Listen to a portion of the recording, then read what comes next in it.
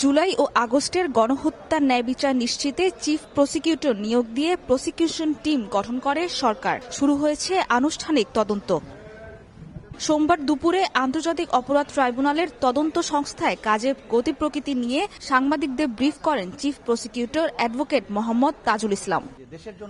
তিনি বলেন, তথ্য সংগ্রহের লক্ষ্যে ডিসি কার্যালয়, হাসপাতাল, বিশ্ববিদ্যালয় ও কবরস্থান সহ সংশ্লিষ্ট কর্তৃপক্ষকে চিঠি দেওয়া হয়েছে। পাশাপাশি প্রসিকিউশন টিম এরই মধ্যে কয়েকটি হাসপাতাল পরিদর্শন করে তথ্য সংগ্রহ করে। তথ্য চাওয়া হয়েছে গণমাধ্যমের কাছেও।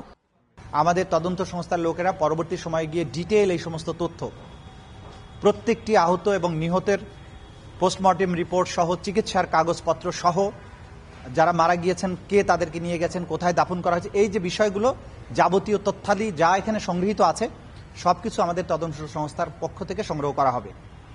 সকল সরকারি এবং বেসরকারি হসপিটালের যারা প্রশাসনে আছেন, দায়িত্বে আছেন, তাদের কাছে চিঠি পাঠাচ্ছি। পাশাপাশি যে সমস্ত বড় বড় কবরস্থান আছে, সেই কবরস্থানের যারা প্রশাসক আছে তাদের কাছেও চিঠি পাঠানো হচ্ছে। যে বিশ্ববিদ্যালয়ের ভাইস চ্যান্সেলরগুলোর কাছে আমরা চিঠি পাঠাচ্ছি যে সেখানে কি কি ঘটনা ঘটেছে। তো এইগুলো চিঠিতে আমরা অনুরোধ জানিয়েছি হসপিটালে কতজন আহত নিহত মানুষ গিয়েছিলেন, কতজন চিকিৎসা গ্রহণ করেছেন, কতজন মারা গিয়েছে, তাদের সংক্রান্ত যত চিকিৎসার ডকুমেন্ট আছে এগুলো তদন্ত সংস্থায় সরবরাহ করার জন্য। পুলিশ সুপারদেরকে অনুরোধ করেছি যে তাদের এই এলাকার মধ্যে কতগুলো ঘটনা ঘটেছে, কতটা মামলা হয়েছে, কারা কারা সম্ভাব্য আসামি, কারা কারা ভিকটিম, এগুলোর তালিকা তারা দেবেন।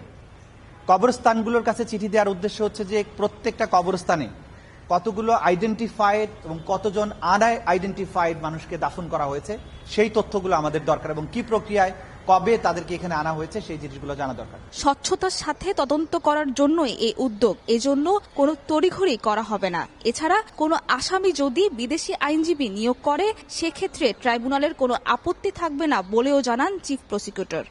আমরা মনে করি যে তারা যদি তাদের বেস্ট ডিফেন্স দেওয়ার জন্য আইনজীবী চান, সেটা দেশি হোক বিদেশি হোক, আমাদের পক্ষ থেকে আপত্তি থাকার কোনো কারণ নেই। সুতরাং এই ব্যাপারে আমি যদি বলেন প্রসিকিউশন টিমের পক্ষ থেকে, আমি বলবো যে না, এটা আমাদের আপত্তির কোনো ব্যাপার নেই। তারা যে ধরনের আইনজীবী চান, সরকারের সিদ্ধান্ত যদি হয়, আর আমাদের পক্ষ থেকে এর কোনো আপত্তি থাকবে না, যাতে করে কোনো ডিফেন্ডেন্ট, কোনো আসামি না বলতে পারেন যে বিচার প্রাপ্তির ক্ষেত্রে আমার এই সমস্যা ছিল, সেই সমস্যা ছিল, এই কারণে আমি ন্যায় বিচার পাইনি।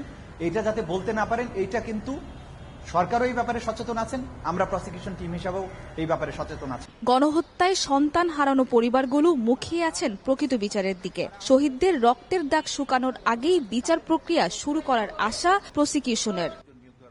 সাবরিনা মজুমদার, দেশ টিভি, ঢাকা।